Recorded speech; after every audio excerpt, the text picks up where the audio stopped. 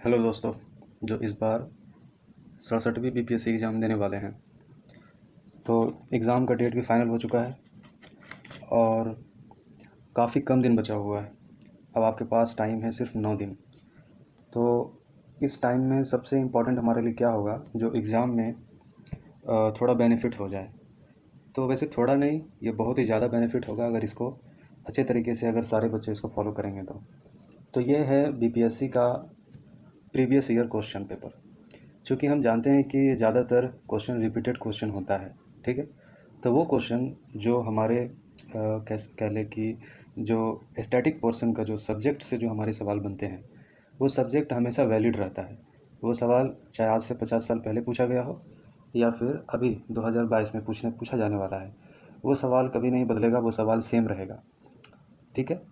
वो सवाल सेम रहेगा, वो चेंज नहीं हो सकता। तो वो सवाल हमारे लिए काफ़ी इम्पोर्टेंट हो जाता है। अगर वो सब सारे सवाल अगर हमें पता हो तो एग्ज़ाम हमारे लिए थोड़ा सा ईजी हो जाएगा। तो सारे पेपर अगर हम एनालिसिस कर ले तो ये काफ़ी अच्छा रहेगा हमारे लिए। तो हम डिस्कस करेंगे प्रीवियस ईयर पेपर 1992 से, ठीक है। तो इसमें हम ये डिस्कस करेंगे, क्वेश्चन को डिस्कस करेंगे और उसके आंसर पर टिक लगाएंगे। क्वेश्चन डिस्कस करके आंसर पर टिक लगाने की कोशिश करेंगे और बहुत सारे क्वेश्चन हम छोड़ भी देंगे, क्योंकि जो क्वेश्चन बहुत इंपॉर्टेंट नहीं है, अब उस टाइम का करंट अफेयर होगा तो उसके आंसर में फाइंड आउट करने में थोड़ा सा दिक्कत हो सकता है, तो उसको हम छोड़ देंगे। हमें जो एस्थेटिक से जुड़ा हुआ जो सवाल होगा उसको रुक करके भी अगर कुछ बातें करनी होगी तो उस पर करेंगे, ठीक है। देखिए, सबसे पहला सवाल पूछा गया था, to which country does Boutros Ghali the new Secretary General of UN belong. तो अब यहाँ पर ये उस टाइम के करंट अफेयर का सवाल है। ये इसको भी हम लोग अगर चाहे तो स्किप कर दें, ठीक है। दूसरा सवाल है, which Republic of the former USSR was the first to declare itself independent. तो ये सवाल पूछ रहा है कि यूएसएसआर से सबसे पहले कौन सा गणतंत्र राष्ट्र आज़ाद हुआ था, ठीक है। यूएसएसआर हम जान रहे हैं, पहले जिसको सोवियत यूनियन बोलते थे, कि United state of socialist Republic, ठीक है, ये है। तो यूएसएसआर से सबसे पहले अगर कोई इंडिपेंडेंट हुआ होगा तो वो कौन सा स्टेट होगा? इस्टोनिया होगा, लिथुआनिया होगा, यूक्रेन होगा। तो अकॉर्डिंग टू मी ये होनी चाहिए इस्टोनिया या यूक्रेन में से कोई एक। तीसरा सवाल है, in the beginning of 1992 for the what reason for the Davos in Switzerland in the news. अब ये भी करंट अफेयर का सवाल है कि 1992 में डावोस स्विट्जरलैंड किस वजह से मीटिंग में था, ठीक है। तो ये सवाल का जवाब for hosting the world economic forum meeting ये हो सकता है, ठीक है। करंट अफेयर का सवाल है, लेकिन करंट अफेयर भी अभी से जोड़कर हम देख सकते हैं, ठीक है, लेकिन बहुत मुश्किल है इसका जवाब ढूंढना। What was the purpose of establishing SAARC. देखिए, ये सवाल रेलेवेंट है, उस टाइम भी रेलेवेंट था और आज भी रेलेवेंट है कि सार्क को बनाने का मकसद क्या है। तो सार्क एक रीजनल कोऑपरेशन ग्रुप है, ठीक है, और इसका मकसद यही है कि जो क्षेत्रीय जो देश है आपस में, जो पड़ोसी राज्य हैं, ये एशिया का ग्रुप है ये, ठीक है। सार्क एशिया का ग्रुप है जिसका मकसद है कि जो एशिया के जो पड़ोसी राज्य हैं आपस में जो कनेक्टेड है, उनके रीजनल कोऑपरेशन बढ़े, ठीक है। तो ये आंसर रीजनल कोऑपरेशन है। एशिया के बनाने का, सार्क को बनाने का मकसद रीजनल कोऑपरेशन बढ़ाना था। पाँचवें नंबर पर है, where was the first direct dialogue between Israel और पीएलओ। पीएलओ होगा फ़लस्तीनियन लिबरेशन ऑर्गेनाइजेशन होगा, ठीक है। तो ये दोनों के बीच में मीटिंग सबसे पहले कहाँ हुआ होगा? तो मेरे हिसाब से मॉस्को होना चाहिए, लेकिन उस टाइम के करंट अफेयर का ये सवाल है। यानी कि आज भी हम देखते हैं कि इसराइल और फ़लस्तीन का झगड़ा काफ़ी लंबे टाइम से, कहा जाता है कि इसराइल जो है फ़लस्तीनियों का ज़मीन जो टेरिटरी है वो कब्जाता जा रहा है। तो इसका फर्स्ट मीटिंग कहाँ पर हुआ था? Washington, Moscow, Madrid, Lisbon. तो मॉस्को शायद में भी हो सकता होगा। Indira Gandhi prize for peace disarmament and development for the year 1990 was the, किसको दिया गया था ये? तो इंदिरा गांधी पीस प्राइज़ ये 4 है, तो ये भी करंट अफेयर, ये हमारे लिए इम्पोर्टेंट नहीं। The religious congregation founded by mother Teresa. तो एक धार्मिक कॉन्ग्रीगेशन इस्टेब्लिश किया गया था मदर टेरेसा के जरिए, तो ये कौन था? ये कौन सा था? यहाँ पर ऑप्शन दिया होगा, ये ऑप्शन हमारे पास है, मिस्ट्रेस ऑफ चैरिटी या missionaries of charity, organisation of love, charity for all. तो ये होना चाहिए मिशनरीज ऑफ चैरिटी, ठीक है, ये होनी चाहिए। ये भी क्वेश्चन हमारे लिए रेलेवेंट नहीं है, अभी के समय में रेलेवेंट नहीं है। Which one of the following is the true, इसमें से कौन सही है? The USA has a federal form of government. ये हमारी रेलेवेंट क्वेश्चन है। ये पूछा जा रहा है कि इसमें सही कौन है? तो USA federal form of government है, इंडिया से बहुत federal unitary form of government, France has a federal form of government, prime minister of Pakistan is appointed by the people. तो देखिए चारों में से ये एक वाला ऑप्शन सही है कि यूएसए एक संघात्मक ढांचा वाला सरकार चलाने वाला राज्य है। 9 नंबर का सवाल है, what is the significance of the Panchsheel. Panchsheel का सिग्निफिकेंस क्या है। पंचशील ये 1954 में ये चाइना और इंडिया के फ्रेंडशिप के लिए एग्जिस्टेंस इसका उसी वक्त हुआ था। चाइना और इंडिया के फ्रेंडशिप के लिए इसका नाम रखा गया था पंचशील, जिसमें यही था फ्रेंडशिप और पीसफुल कोएग्जिस्टेंस एमंग कंट्रीज़, यानी कि दोनों देश के बीच में भाईचारा और शांतिपूर्ण व्यवहार कायम करने के लिए ये बनाया गया था। Famous film director Satyajit Ray received this award. तो ये कौन सा अवार्ड हो सकता है जो फिल्म डायरेक्टर सत्यजीत राय को दिया गया था। दादा साहब फाल्के अवार्ड में भी हो सकता है। ठीक है। In the beginning of 1992 JKLF, ये JKLF वही है, जम्मू कश्मीर लिबरेशन फ्रंट। ठीक है। तो उस टाइम भी ये न्यूज़ में था 1992 में। किस वजह से यहाँ पर ये न्यूज़ में रहा ये पूछा जा रहा है। Abduction of the Indian politician, planting bomb Indian embassy, demonstration in Islamabad, making an attempt to cross LOC और इंटरपॉक। तो उस टाइम का ये सवाल करंट अफेयर का ये 4 नंबर वाला होगा कि ये लोग क्या कर रहे थे, LOC पास करके पोक जा रहे थे, यानी कि Pak occupied Kashmir. Where did the recent massacre in Bihar which about 40 people were killed take place. एक बहुत बड़ी मैसाकर हुआ था बिहार में उस टाइम में 1992 में, जिसमें कि 40 लोग ब्रूटली मार दिए गए थे नक्सलियों के द्वारा। तो ये घटना बिहार में हुई थी। ठीक है। ये बिहार में हुई थी, गया में। 4 ऑप्शन दिया गया है, गया, पटना, रांची, भागलपुर। तो ये गया में हुई थी। In the recent 1992 Punjab assembly election how many seat did BJP win. तो 1990 के चुनाव में कितने सीट्स पंजाब में BJP को मिली थी। तो 6 सीट मिली थी। Bachendri Pal is famous name for one of the following fields. The Bachendri Pal किस फील्ड में से फेमस है। तो माउंटेनियरिंग है। ठीक है। At present in which state is the kala-azar disease spread. Kala-azar disease किस राज्य में सबसे ज़्यादा फैला था। बिहार। अभी भी बिहार काफ़ी बीमारियों से, यहाँ पर काफ़ी सारी बीमारियाँ अभी भी जो कम्युनिकेटेड डिजीज़ है बहुत तेज़ी से यहाँ पर जो है फैल जाती है, चूँकि यहाँ पर साफ़ सफाई की थोड़ी सी कमी है। Physical deficit of 1992 physical deficit होता है कि सरकार के पास कितना पैसा आया और कितना खर्च हुआ। डेफिसिट का मतलब घाटा हुआ, सरप्लस हुआ मतलब कि सरकार को कितना बच गया। डेफिसिट घाटा, तो घाटा उस टाइम हुआ था 5,000 करोड़ अबाउट में भी हो सकता है, ये हमारे लिए ज़रूरी नहीं है। Ustad Zahiruddin Dagar recently in the news. तो ये भी हमारे लिए इंपॉर्टेंट नहीं है, तो ये क्वेश्चन छोड़ देते हैं, उस टाइम के लिए इंपॉर्टेंट है। 1990 हैज़ बीन डिक्लेयर्ड। तो 1991 किस चीज़ के लिए डिक्लेयर किया गया था। तो ये भी उस समय का करंट अफेयर है। तो employment of for all year, girl child year, tour of India year. तो ये टूर ऑफ इंडिया होना चाहिए। ठीक है। तो 19 नंबर का सवाल है, who was given the Bharat Ratna in the award declared on Republic day in 1992। तो भारत रत्न अवार्ड 1992 में इन लोगों में से किसको दिया गया था। तो ये RD टाटा को दिया गया था ये अवार्ड। ठीक है। ये करंट अफेयर का सवाल है कि अभी भी, लेकिन हमको पता रहना चाहिए। Who is the chairman of UGC का चेयरमैन उस टाइम कौन था। तो ये सवाल भी समझ लीजिए कि आज के लिए रेलेवेंट नहीं है। Which of the following statement about India's vice president is incorrect. ठीक है। तो कौन सा स्टेटमेंट इंडिया का वाइस प्रेसिडेंट के लिए ये गलत है। ठीक है। तो यहाँ पर लिखा हुआ है पहला, for being eligible let candidates must be at least 35 years, यानी कि 35 साल एज होनी चाहिए कैंडिडेट की वाइस प्रेसिडेंट बनने के लिए, पहला। दूसरा है vice president is the chairman of the Rajya Sabha. हाँ ठीक है, ये सही है, पहला वाला भी सही है। Vice president is elected by the president of India.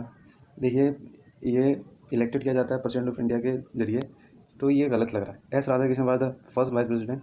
तो पूछ रहा है गलत कौन है, इनकरेक्ट पूछ रहा है, तो हमें लगना चाहिए 3 नंबर का लग रहा है ये गलत है। ठीक है।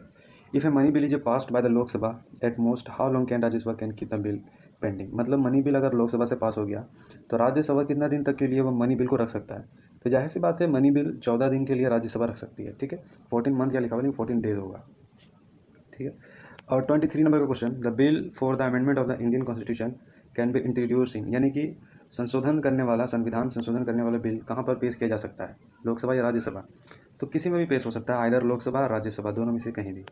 Which of the following high court has jurisdiction over more than one state union territory. मतलब कौन से ऐसे हाई कोर्ट है जिसका जुरिस्डिक्शन ज़्यादा है एक यूनियन टेरिटरी से भी ज़्यादा, एक या यूनियन टेरिटरी या फिर एक स्टेट है या फिर अनदर स्टेट, यानी कई स्टेट में जिनका मतलब जुडिक्शन है, जहाँ तक वो मतलब उनका जुडिक्शन एरिया कहाँ तक ज़्यादा है। तो ये भी सवाल रेलिवेंट है, अभी भी रेलिवेंट है ये सवाल। तो ये कौन सा कोर्ट है, ये है गुवाहाटी का। ठीक है।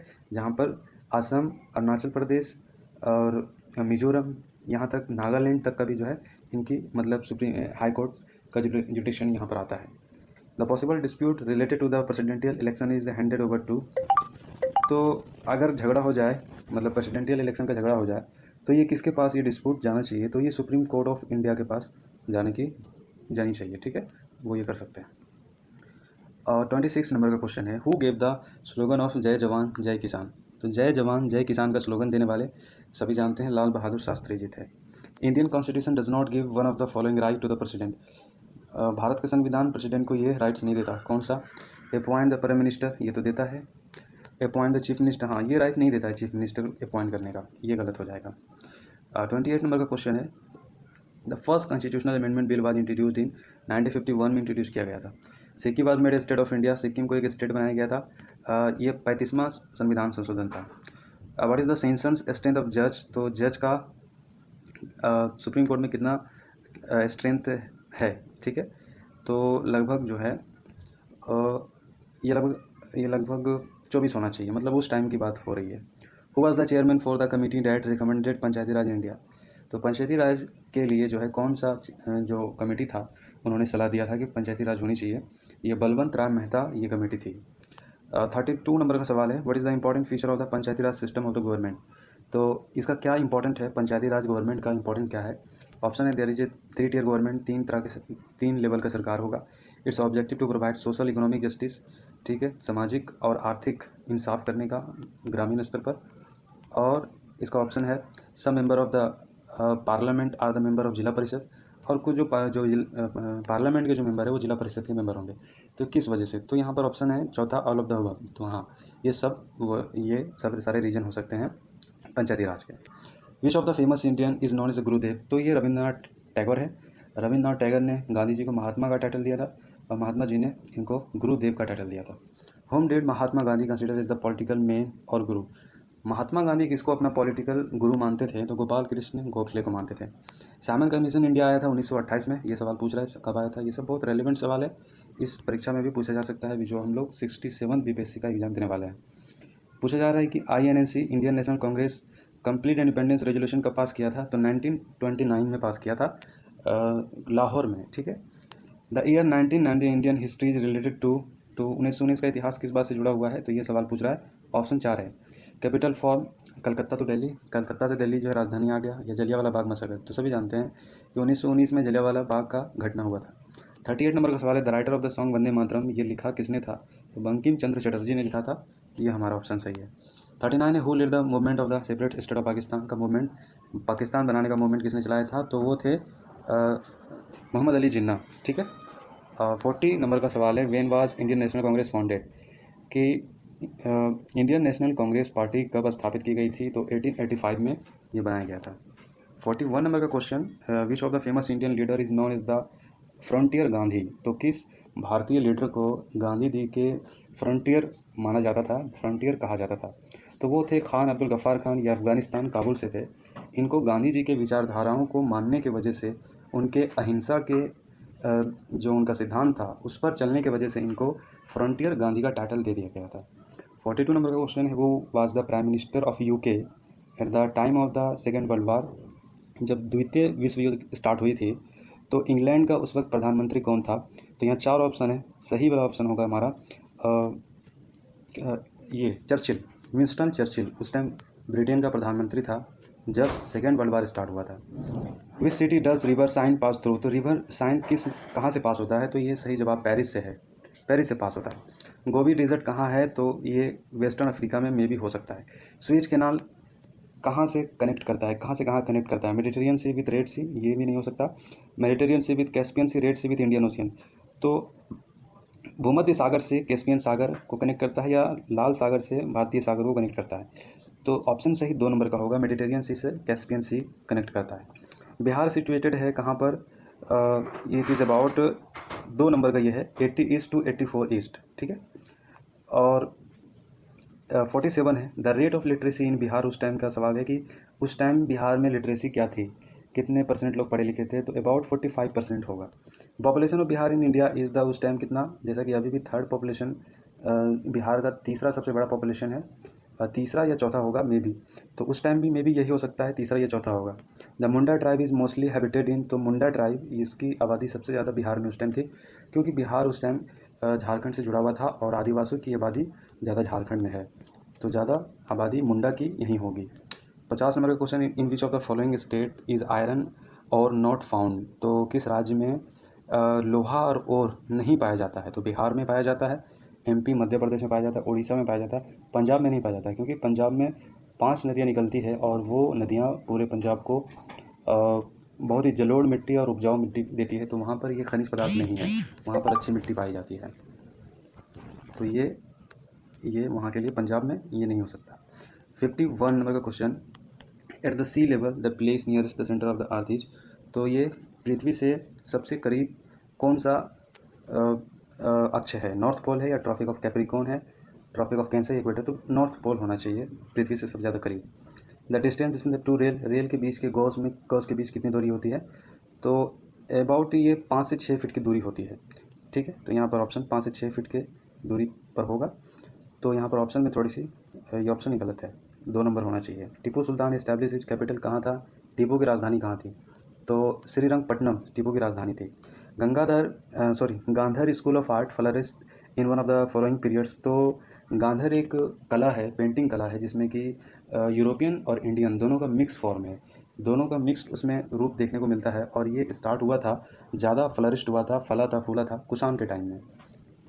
55 नंबर का क्वेश्चन है, operation black board is a government scheme, उस टाइम का ये स्कीम था ब्लैक बोर्ड, तो ये किस लिए था, तो ये स्कीम था बच्चों को पढ़ाने के लिए, ठीक है, improving the school education of girl, तो ये भी नहीं, improving the national programme of school education, तो ये होगा improving the school education overall सबके लिए। Dada Saheb Phalke award in 1990 was given to, तो किसको दिया गया था, उस टाइम के रेलेवेंट सवाल है, अभी के लिए ये सवाल रेलेवेंट नहीं है।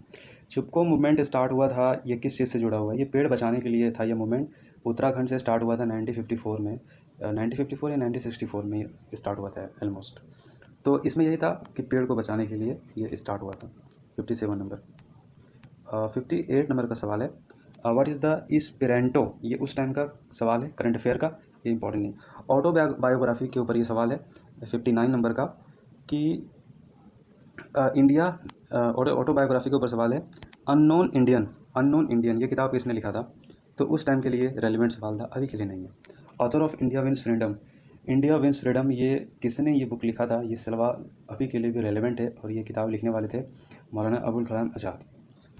The language which is spoken by the highest number of people in India after Hindi, तो यहाँ पर ऑप्शन थोड़ा सा गलत है, क्योंकि इंडिया में हिंदी के बाद सबसे ज़्यादा जो लैंग्वेज सारे लोग बोलते हैं वो है बंगाली, ऑप्शन में बंगाली नहीं है, तो बंगाली 22-23 करोड़ से ज़्यादा लोग अभी भी बोलते हैं, और उस टाइम भी बंगाली ही होगा, तो यहाँ पर ऑप्शन में नहीं है। तीसरा नंबर पर तमिल है। 62 नंबर का क्वेश्चन है, the language spoken in the Switzerland में कौन कौन से भाषा बोले जाते हैं, जर्मन, फ्रेंच, इटालियन और रोमनिस भाषा ये बोले जाते हैं। 63 नंबर का question, the official language of UNESCO, तो यहाँ पर अरबिया का नहीं दिया गया है, लेकिन वहाँ पर अरबी भाषा को भी जो है इन्होंने मान्यता दिया है, इंग्लिश को भी, फ्रेंच को भी, रशियन को भी, तो 4 नंबर का हो सकता है। The author of book of life divine ये बुक का ऑथर कौन है, तो इसके राइटर हो सकते हैं हमारे अरविंद घोष, इन्होंने ये बुक लिखा हुआ।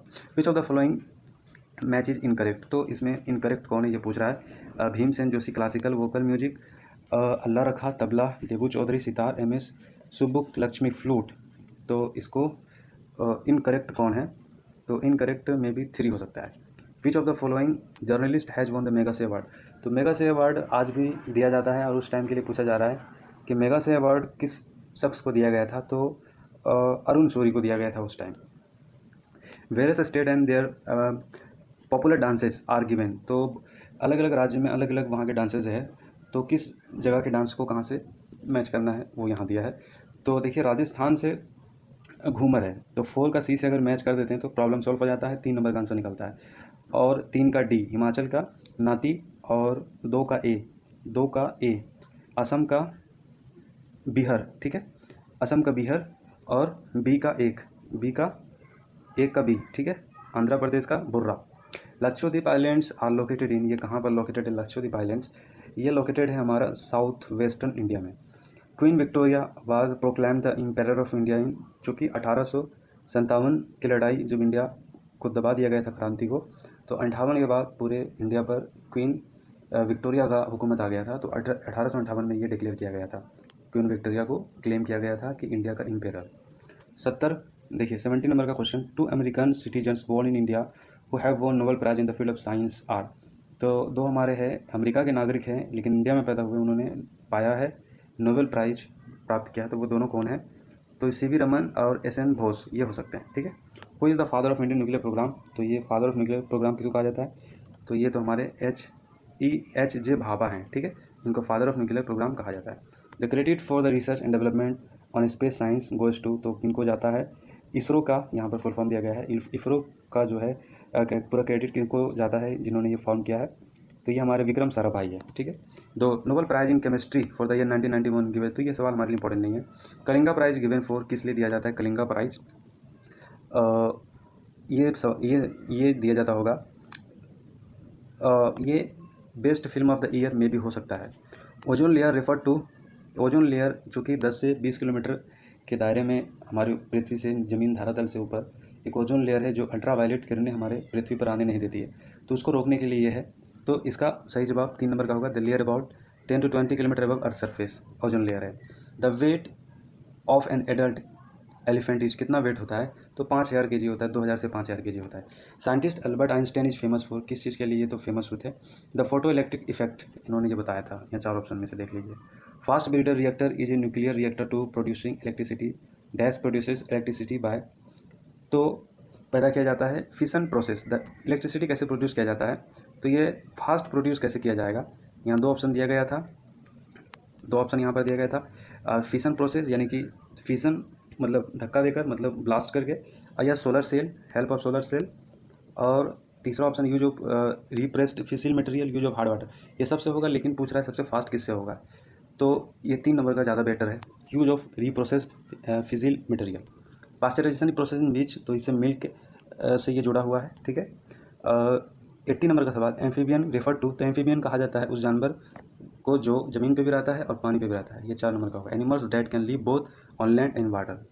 81 नंबर का सवाल, विच of the following statement about malaria is not true. Malaria के बारे में यहाँ पर कौन सा स्टेटमेंट सही नहीं है? तो मलेरिया जो होता है ये मादा एनाफिलीज मच्छर के काटने से होता है।